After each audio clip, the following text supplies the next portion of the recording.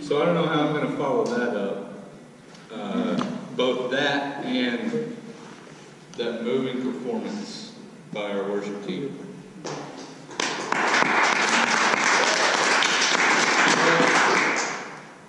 As most of y'all know, today's Valentines Day. So it might be predictable that I'm going to talk about love.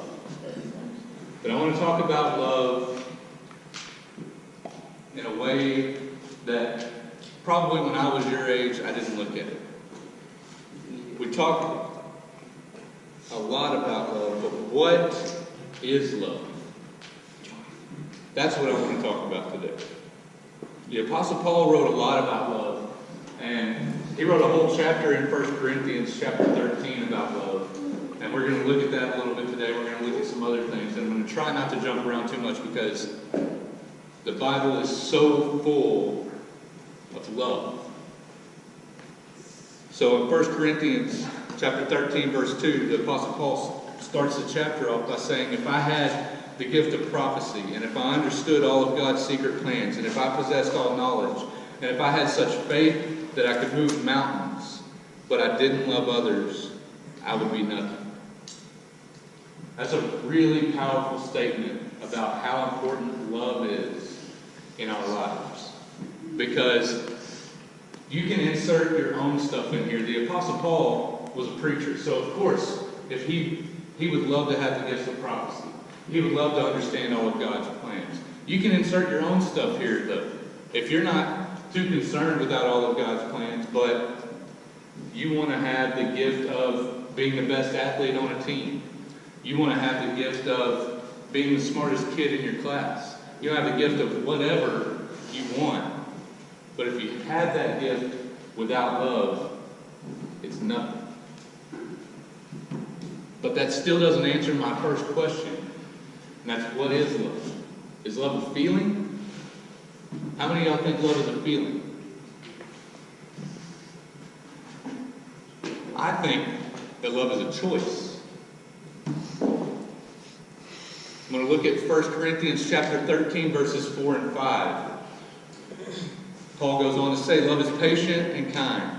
Love is not jealous or boastful or proud or rude. It does not demand its own way. It is not irritable, and it keeps no records of being wrong. The first thing that I think when I read that statement is I think love is not human. Because we all feel jealous and boastful and proud. But love is not that. Those things are feelings. And Paul is saying that love is not a feeling.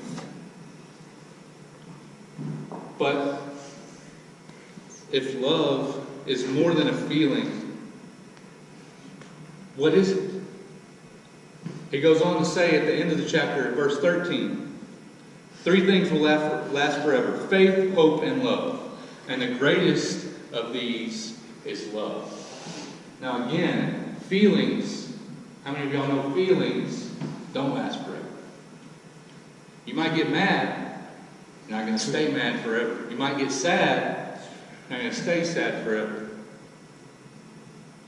But love, once you've moved past the feeling of love to a decision to love, that is something that will last forever. Not only is it something that will last forever, it is the greatest out of faith and hope and love. It is the greatest thing that will last forever. Jesus said in John chapter 15, verse 13, there is no greater love than to lay down one's life for his friends. Now, does that sound like a feeling? Does that sound like, I feel like I'm going to die today for my friends? Renee said it, and I've got it right here in my notes. This is the same guy that prayed so hard not to die that that blood started coming out of his head instead of sweat. He didn't want to die. He didn't feel like dying. He asked God if there's any other way. And you got to think, if he's praying so hard that sweat is coming out, he is under some kind of stress. that if there is any other way for this to happen, if there is any other way for all these people that hate me, that spit on me, that are trying to kill me, if there is any other way for these people to be saved, make it so. But he didn't. He didn't take the easy way out. He could have done anything. Renee's absolutely right. He could have hopped down off of that thing and walked off. But he didn't. Because he made a decision to love us enough to die for us. He made a decision to stay up there because he did not want eternity without you, or you, or you. He didn't want to spend eternity without us, so he made a choice to give himself up. Now here's something that I've heard a lot of people say, and I used to be one of those people, that I love Jesus, but man, I just hate people. In fact, I majored in wildlife management in college so that I could go hang out in the woods and be away from people because I didn't like people. Here's what Jesus says about that in Matthew chapter 5, verses 44 and 45. But I say, love your enemies. Pray for those who persecute you. In that way, you'll be acting as true children of your Father in heaven. For he gives his sunlight to both the evil and the good, and he sends rain on the just and the unjust alike.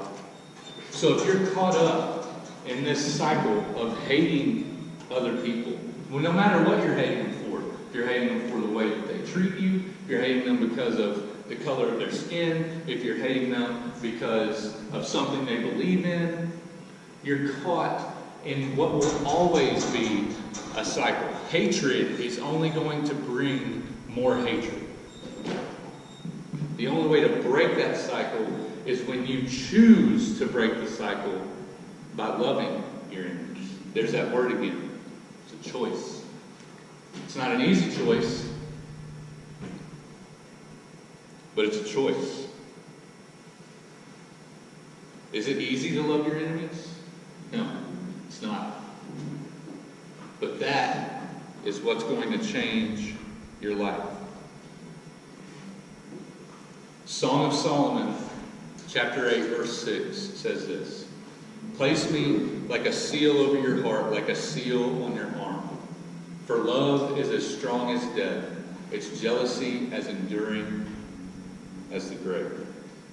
Now this verse, it seems a little bit out of place when I've been talking about things that Jesus said, when I've been talking about a lot of stuff out of the New Testament. This is something that a husband's saying to his wife in the Old Testament, talking about love.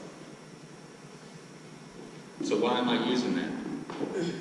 The reason I wanted to bring that up is because in Ephesians chapter 5, verse 25, Paul says, for husbands, this means to love your wives just as Christ loved the church. He gave up his life for her. You see, Jesus loved the church, and I don't mean the building. I don't mean this building or that building or Baptist or Methodist or Catholic. I mean these people in here that we call the church, these people that believe in Jesus. He loved them so much. He loved them like a husband loves his wife. And in Song of Solomon, we see that love is as strong as death and as more powerful than the grave. In fact, it's stronger than death. Because Jesus went through death. Jesus went through hell, literally, for us. And he came out on top. His love beat death. And because of his love, we don't have to go through the death that he went through. And we don't have to experience the things that he experienced, even though all of those things were ours to experience. All of those things were ours to take on, but he took that burden. upon himself.